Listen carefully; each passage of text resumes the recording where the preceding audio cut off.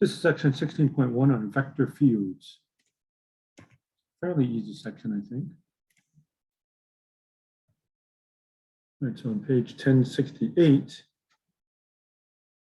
So what's happening is you have this strange function in either R2 or R3, where you're given a point. Given any point, you have an associated vector. So it's a strange function. You give me a point, I come back with a vector. Right? So if you give me a point x comma y, I have this vector, or this vector, or this vector. So every point has an associated vector. So this is a vector field in R2. Figure 4, vector field in R3, and any point has a particular vector associated with it. So you may have done some of this in Calc 2. There's some vector fields on page 1068. Okay, so capital F for a vector field. Okay, so a vector field in R2 is a function, capital F or bold F, that assigns to each point x, y, in D a two-dimensional vector, capital F of x, y. And similarly defined for a vector field in R3. Okay, so they're given a definition based on a point. You give me a point, I come back with a vector, and there's a particular route for coming up with that vector. Okay, so this one here happens to be bold F of xy is negative yi plus xj.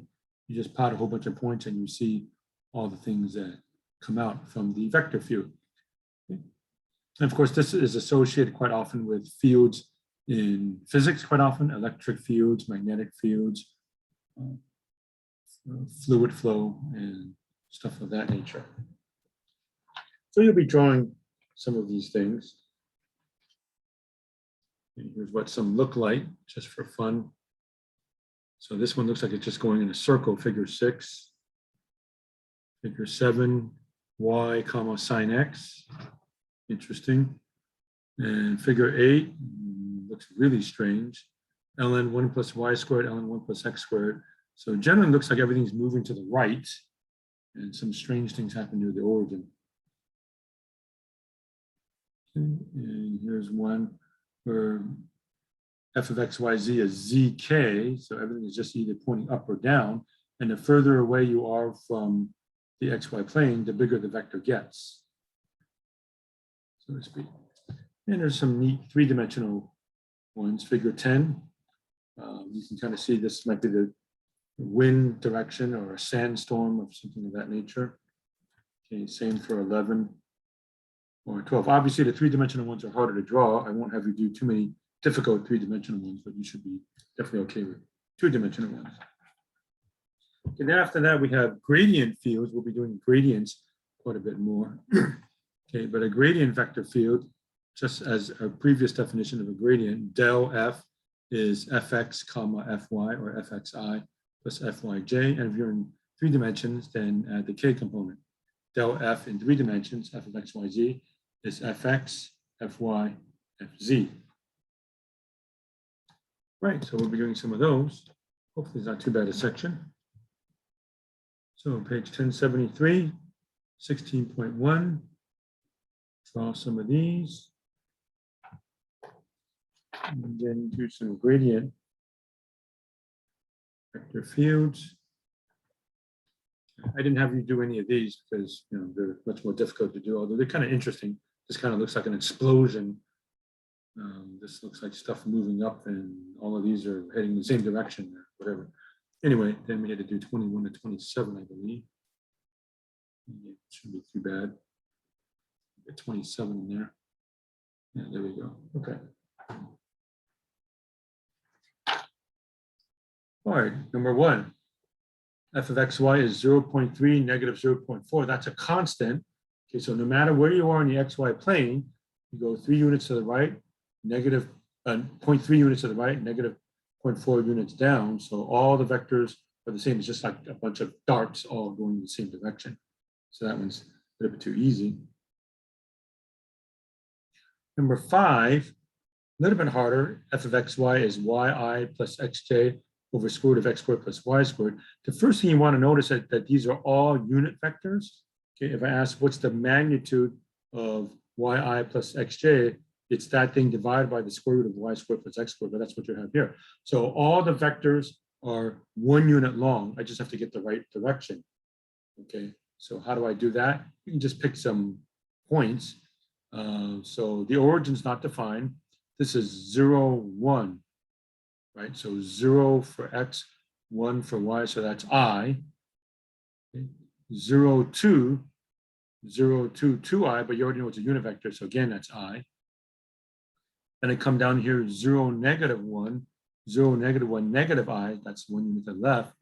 Likewise, 0, negative 2, 0, negative 2, but you know it's a unit vector, so same thing going that way. And then 1, 0, 1 here, 0 there gives me j. 2, 0, 2, 0 gives me 2j, but you already know it's a unit vector, so again, it's j. And that's negative 1, 0, so negative 1, 0, that's negative j. And negative 2, 0, negative 2j, but since we already know it's a unit vector, that's 1 unit down.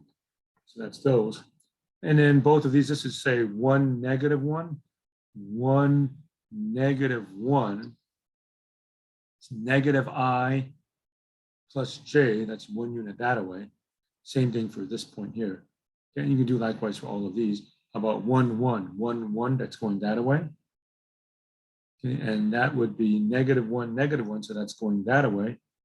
And this should be negative 1, 1, negative 1, 1, that's 1 unit right, 1 unit down, but again, make it a unit vector. So you get something that looks like this. Okay, number 9. F of x, y, z is negative yi. That means the only thing that's happening is you're going in or out of the board, and it depends on the location of y. It's negative y. So right here, y is 1.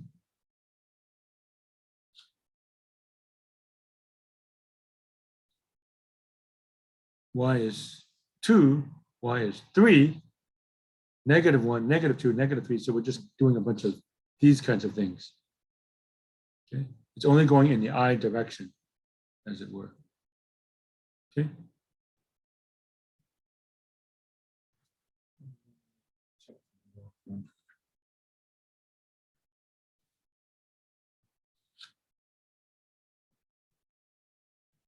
So negative yi, 1 should be negative 1.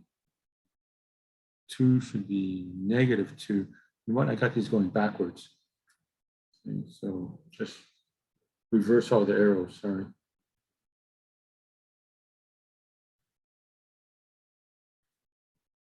So I goofed. Tell you what, just take all these arrows and put them the other direction. The one I had would be yi. It should be going the other way. So these should be going, oh no, let me think. Oh yeah, that is going into the board. It is 1 unit that way, so negative 1, yeah. Double mistake, I had it right the first time. So negative 1 that way, negative 2 that way, yeah, and you get bigger in magnitude. Okay, it was okay the first time. Okay, gradients are easy. So del f is fx, fy. Partial with respect to x is y cosine xy times another y, so y squared cosine xy. Derivative with respect to y, product rule. So second times derivative of the first is just sine xy. First times derivative of the second is y times cosine xy times an extra x, so xy cosine xy. 23, f of x, y, z is the square root of x squared plus y squared plus z squared. Partial with respect to x is 1/2 x squared plus y squared plus z squared to the negative 1/2 times 2x. And by analogy, that's going to be times 2y, that's going to be times 2z. So x over radical x squared plus y squared plus z squared. And these two are the same except y is on top, z is on top. Okay, and 27, f of xy is ln 1 plus x squared plus 2y squared. Gradient vector del f is fx, fy. 1 over 1 plus x squared plus 2y squared times derivative with respect to x, 2x. This one, derivative with respect to y, bottom the same, it's going to be 4y. And that's all there is to section 16.1, except seemingly mess up.